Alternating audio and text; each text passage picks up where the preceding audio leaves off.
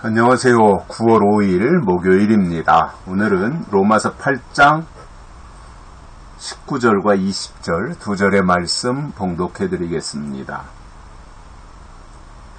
피조물에 고대하는 바는 하나님의 아들들이 나타나는 것이니 피조물이 허무한 데 굴복하는 것은 자기 뜻이 아니요 오직 굴복해 하시는 이로 말미암음이라. 아멘.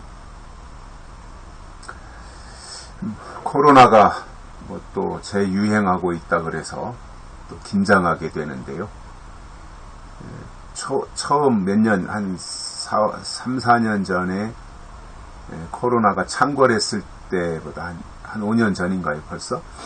그때보다는 코로나 균이 많이 약화되기는 했는데 여전히 확장성은 있는 것 같습니다. 감기 정도로 생각하면 될 것 같은데 그래도 코로나는 또 감기보다는 여러 가지 위험 요인을 안고 있기 때문에 잘 주의하셔야 될 것 같습니다. 오늘은 바울이 이제 피조물에 고대하는 것이 무엇이냐. 피조물이라 하는 것은 이 세상에 하나님이 창조하신 모든 것을 다 포함하는 말이죠. 이 세상에 존재하는 하나님의 모든 창조물, 이게 다 피조물이잖아요. 자연스럽게 스스로 생긴 것이 아니라 하나님이 창조하셔서 생긴 것, 이게 이제 피조물이죠. 그 모든 이 세상에 존재하는 피조물들이 고대하는 것이 딱 한 가지가 있답니다. 모든 피조물들이 한결같이 기다리는 것, 한결같이 고대하는 것이 한 가지가 있는데 공통적으로 그게 뭐냐면 하나님의 아들들이 나타나는 것이다 이겁니다. 이 세상에 살아가고 있는 모든 피조물들은 공통적으로 한결같이 하나님의 아들들이 나타나기를 기다린다라는 겁니다. 왜냐하면 살기가 점점 너무 힘든 거예요. 다. 나무는 나무대로, 풀은 풀대로. 올여름에 얼마나 더웠습니까? 제가 이렇게 지나다 보면 이게 나무가 여름에 쭉쭉 크거든요. 풀들이 이 여름에 얼마나 무성해집니까? 이 잡초들도 보면. 그리고 나무들도 이 더운 때 쭉쭉 자라나거든요. 그런데 얼마나 더웠는지 이 떼약볕에 올 여름에 맨 꼭대기에 있는 봄에 새로 나온 나뭇잎들이 이 태양열에 탔어요. 그걸 보면서 야, 덥기는 더웠구나 이렇게 생각이 들더라고요. 그러니 동물들은 또 어떻겠어요? 동물들도 헐떡거리며 덥다 힘들다고 하지 않겠어요? 어떤 분들이 하는 얘기를 보니까 시골에서 사시는 분인데 올여름에는 모기도 거의 없었답니다. 워낙 더워가지고. 다행이죠. 모기가 적어진 것은 다행이라고 생각이 들어요. 워낙 더우니까 이 고인 물도 뜨거워가지고 거기다 번식을 못하고 아마 그러한 일들이 있었던 모양이에요. 그래서 모기 개체수도 훨씬 적었다. 예년에 비해서. 그런 얘기도 들어봤어요. 그러니 이 모기의 숫자가 줄어들 정도로 이 더위가 극심했다면 다른 동물들은 또 어땠겠어요? 또 사람은 어땠겠습니까? 이게 더위도 적당해야 되는데 올여름같이 올여름이 예년의 평년 기온보다 1.4도인가 더 높았다 그래요? 0.1도만 온도가 올라가도 바닷물의 온도가 0.1도인가 1도인가가 올라가도 바닷물 속에 사는 물고기의 생태계가 바뀐다 그러잖아요. 그래서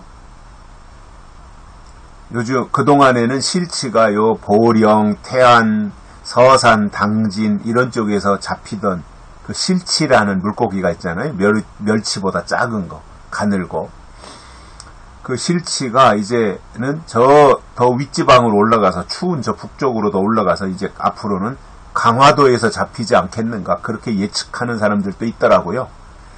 이제 그만큼 기후변화가 심각하다는 거지요. 이것은 하나님의 창조의 원리로 볼 때도 결코 좋은 현상이 아닌 겁니다.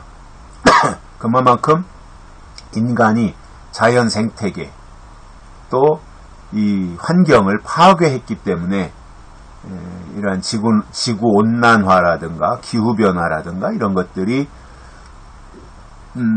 파생된 것이고 그에 대한 피해를 고스란히 또 사람들이 다 떠안게 되는 이 상황인데,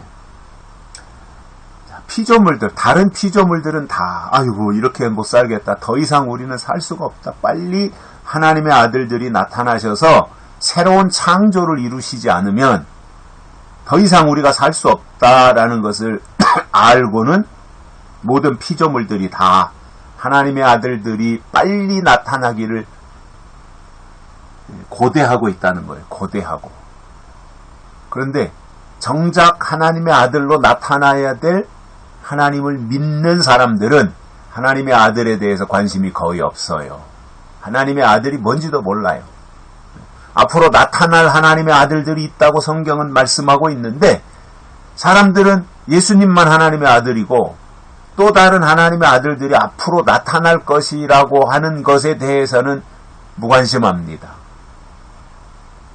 그러니 모든 피조물들은 하나님의 아들이 나타나기를 고대하고 있는데, 정작 하나님의 아들이 되어야 할, 하나님의 아들로 나타나야 할 사람, 그리고 하나님을 믿는 자들은 하나님의 아들에 대해서 기대와 관심이 없다고 하는 것이 참 놀라울 뿐인 거예요. 이렇게 가면 안 되잖아요. 믿는 자들이, 하나님을 믿는 자들이 성경에 하나님의 아들들이 나타날 것에 대해서 설명하고 있기 때문에 그것에 대해서 알려줘야 되잖아요. 복음서에서는 예수님이 독생자예요. 그죠? 한 분밖에 없는 외아들이에요. 복음서에서 예수님은 하나님의 아들로서 이 땅에 오셨는데 하나밖에 없는 외아들 독생자로 오신 거예요. 그런데 히브리서에 보면 아들들이 나오잖아요. 아들들. 그러니까 이 아들들, 히브리서에 나오는 아들들이 계시록과 연결하면서 앞으로 하나님께로부터 왕권을 물려받을 하나님의 아들들이 나타날 것을 설명해주고 있고, 그것에 대해서 바울은 고린도전서 15장에서 호련히 변하리니, 호련히 어느 날 호련히 변화체가 될 것에 대해서, 그래서 부활에 대해서 고린도전서 15장에서 죽은 자의 부활에 대해서 설명하고 산 자의 변화체에 대해서 설명해주고 있잖아요. 그 변화체, 그것이 저는 하나님의 아들이라고 보거든요. 앞으로 나타날 하나님의 아들들. 그러니까 육신을 가지고는 하나님의 아들이 될 수 없으니까 변화체를 만들어서 하나님의 아들로 세워주시는 거죠. 그것을 기다려야 되는 겁니다. 그것을 사모해야 됩니다. 그리고 그 자리로 가도록 믿음 생활하는 거예요. 그래서 누가 거기까지 갈지는 우리 모르잖아요. 누가 거기까지 갈지, 하나님의 아들 되는 자리까지 갈지 모르지만 우리가 그 말씀을 들었으니 그 방향으로 가는 거예요. 그 결과는 하나님만 아시는 거지요. 우리는 모르죠. 하나님의 주권이니까. 그러나 말씀을 들었으니까 그 방향으로 가는 것이고, 그러니 허무한데 굴복하지 말고 하나님의 약속을 따라서 가는 그러한 신앙생활을 하는 것이 피조물들이 해야 될 일이다. 이것을 바울이 설명해 주신 것입니다. 여기까지 하겠습니다. 고맙습니다.